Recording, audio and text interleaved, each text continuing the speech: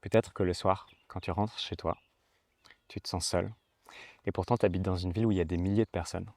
Mais toi, tu te sens seul parce que tu ne reçois pas ce petit texto, ou peut-être tu le reçois, mais si peu souvent. Ce petit texto qui te dit: «Ah, coucou, comment ça va? J'ai pensé à toi aujourd'hui.»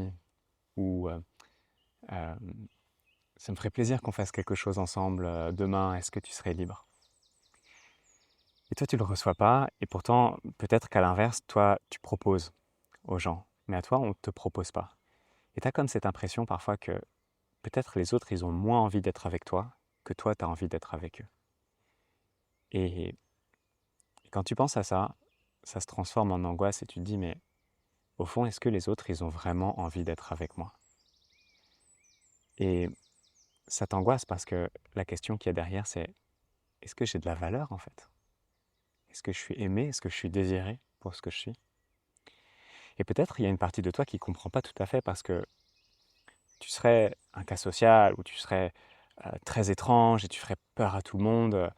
Euh, Tu dirais, bah, c'est peut-être logique, mais non, tu es normal en fait. Tu as une vie fonctionnelle, tu as un travail, tu es capable d'avoir des relations avec les autres, tu es sympa, euh, tu es poli, tu fais des efforts dans les relations. Et des fois, tu te dis, mais c'est quoi le truc qui cloche? Est-ce qu'il y a quelque chose qui cloche chez moi que tout le monde voit, que j'arrive pas à voir? Et tu as ce doute sur ta valeur en fait. Et si tu ressens ça, je peux tellement comprendre ce sentiment de se sentir seul, ce sentiment de ne pas avoir l'impression qu'on a suffisamment de valeur pour être aimé par les autres. Parce que je l'ai tellement, tellement, tellement ressenti dans ma vie. Et je l'ai ressenti pendant des années. Et pendant des années, je me suis posé cette question, parce que ça a commencé jeune en fait, au collège, au lycée. Mais comment on se fait des amis en fait? Comment ça marche? Et la raison pour laquelle j'ai enregistré cette vidéo, c'est que c'était tellement important pour moi. J'ai souffert de cette solitude, de cette angoisse. Et aujourd'hui, je sens que c'est résolu à un niveau très profond chez moi. Je ne ressens plus cette sensation. Euh, je ne la ressens plus du tout. Je sens que j'ai beaucoup d'amis autour de moi et je sens que j'ai développé quelque chose en moi qui me permet de créer des liens et de sentir que j'ai cette valeur. Enfin, j'ai des preuves concrètes en fait. Euh, Il y a des amis quoi dans ma vie.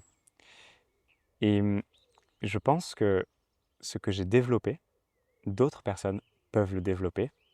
Et dans cette vidéo, je voudrais te partager un point qui pour moi est le point le plus important pour ouvrir ce chemin de créer des liens avec les autres.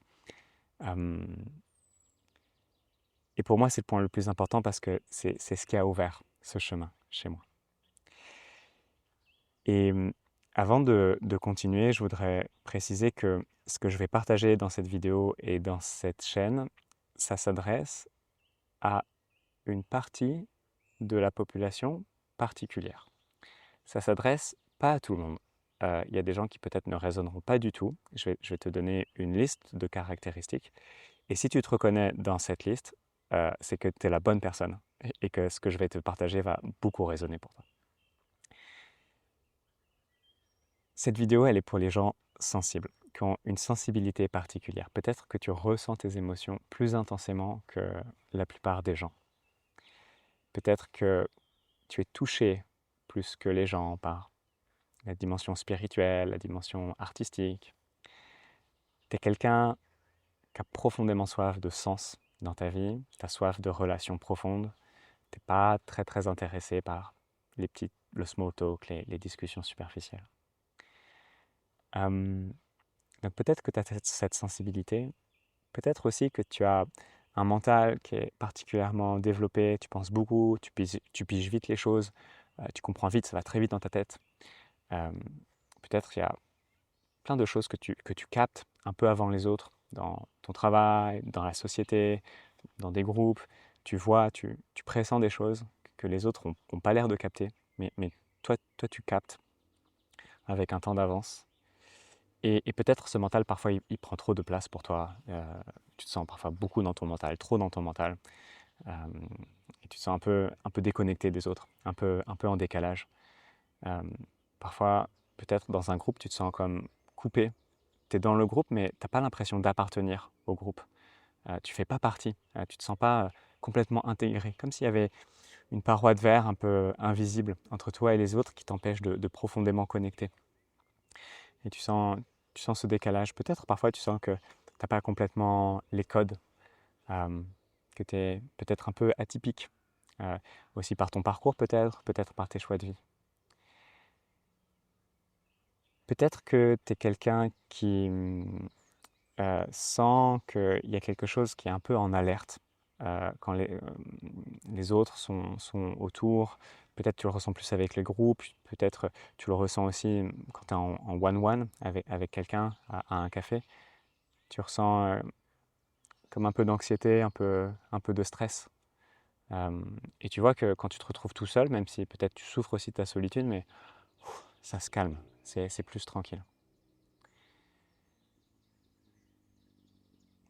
Voilà, cette vidéo s'adresse à toi si tu ressens quelques-unes de ces caractéristiques, si ça résonne.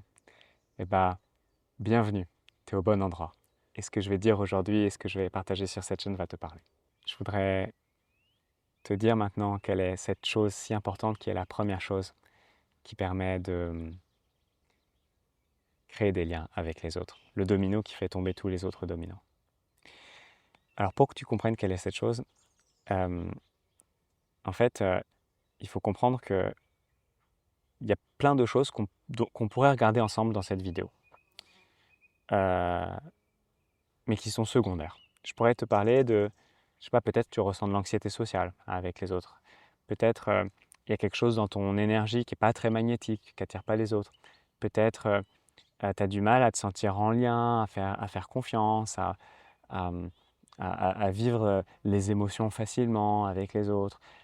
Peut-être tu te sens un peu coupé, tu ne comprends pas toujours trop les codes, tu te sens décalé. Peut-être il y a quelque chose au niveau de l'intelligence sociale, il y a des choses que tu captes pas. On pourrait parler de toutes ces choses. Et c'est très important d'aller les voir parce que derrière ce qui nous empêche de créer des liens, il y a toujours des compétences qu'on n'a pas développées, des choses dont on n'a pas conscience. Et je pourrais te parler de tout ça.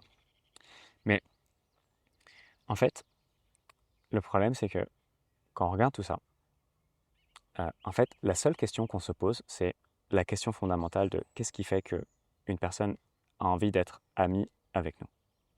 Toutes ces compétences sont au service de cette question. Et cette question, c'est est-ce que l'autre personne se sent bien avec nous? C'est tout. C'est hyper simple de comprendre qu'est-ce qui fait que quelqu'un a envie d'être ami avec nous. Est-ce que la personne se sent bien en notre présence?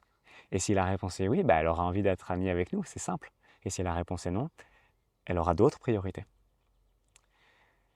Mais le problème, c'est que, tu vois, quand je te pose cette question, peut-être, tu vois, ça crée un inconfort chez toi. Moi, c'était très inconfortable, cette question. Est-ce que les autres se sentent bien en ma présence? En fait, ça veut dire, est-ce que je suis quelqu'un de bien ou est-ce que je suis quelqu'un de pas bien? C'est ça que ça veut dire, ça voudrait dire, en fait. Donc, ça peut créer cet inconfort-là.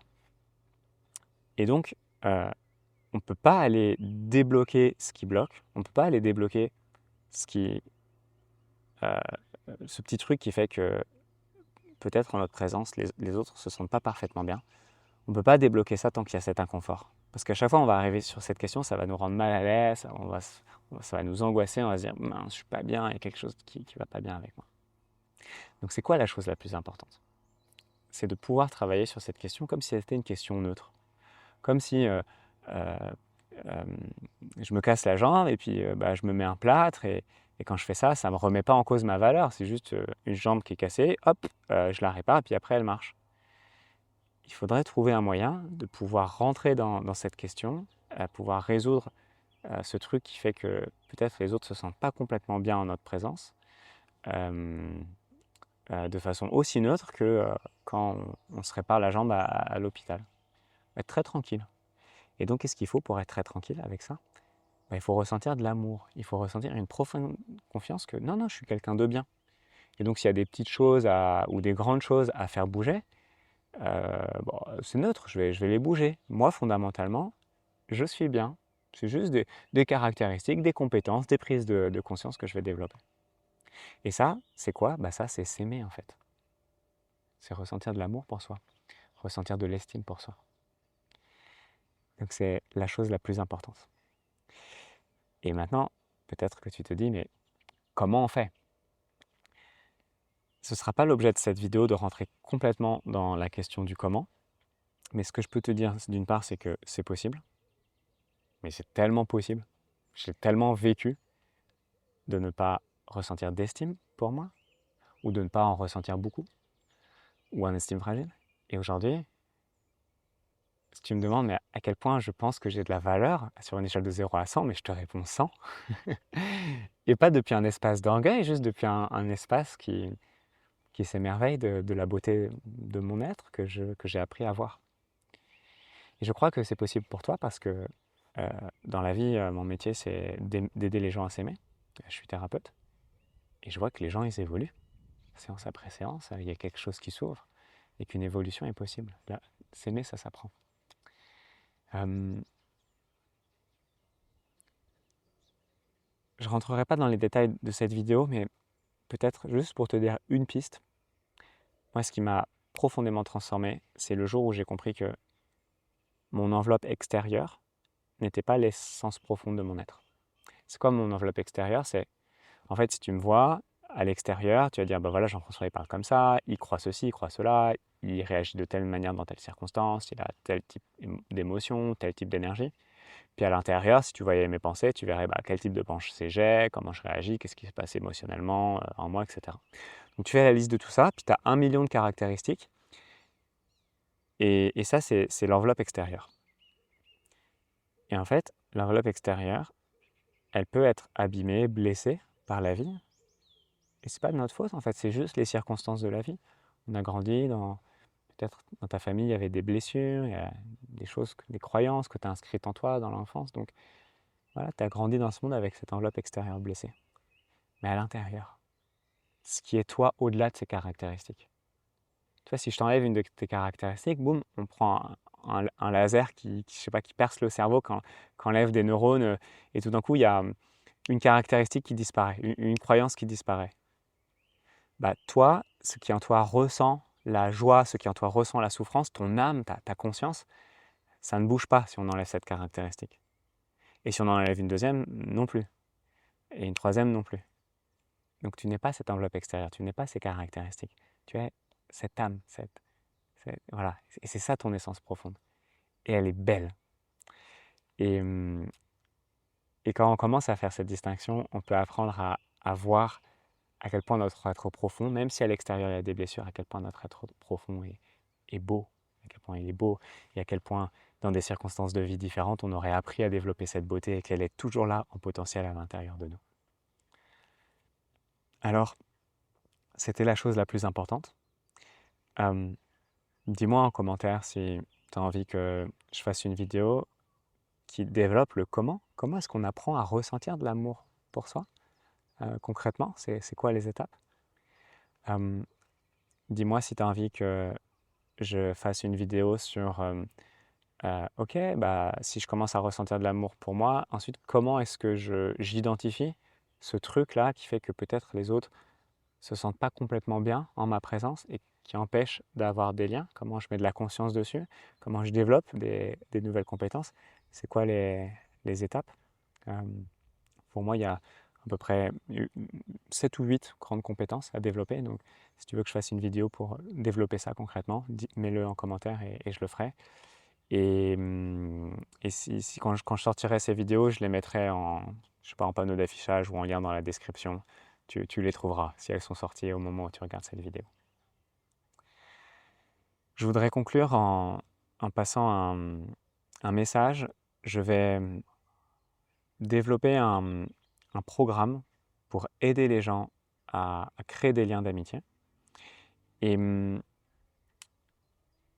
aujourd'hui, je suis à la recherche de personnes que ça intéresse profondément, cette question, qui ont cette problématique dans leur vie, pour faire des entretiens découvertes. En fait, l'idée, c'est comme une petite interview, parce que moi, j'ai construit ce programme dans ma tête. J'ai des outils, je sais qu'ils sont ultra pertinents pour les profils que j'ai décrits dans cette vidéo. J'ai testé des choses, j'ai vu des choses qui marchaient très très bien avec des personnes que j'accompagnais. Et je me pose encore quelques questions, j'ai encore quelques hypothèses à vérifier. Et donc pour moi, ces entretiens permettent de comprendre vraiment qui résonne avec ce que je propose, qui résonne avec cette vidéo, et pour pouvoir ensuite construire quelque chose qui va vraiment partir des gens, quoi.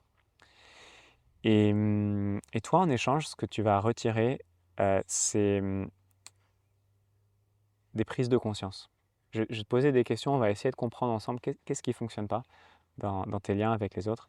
Et je suis certain que toutes les personnes qui participeront à ces entretiens ressortiront avec une pépite et une prise de conscience de ouf.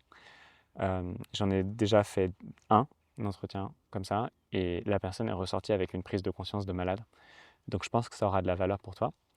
Voilà, je le propose gratuitement, et il n'y a pas de programme à vendre ou de choses comme ça, c'est juste un entretien découverte. On se pose, toi et moi, pour échanger autour de ces sujets, et que toi tu puisses retirer cette valeur de prise de conscience, et moi cette valeur de comprendre qui résonne avec ces vidéos. Si ça t'intéresse, mets-le en commentaire, je répondrai individuellement à tout le monde, et je vous enverrai un petit lien pour prendre contact. Ciao!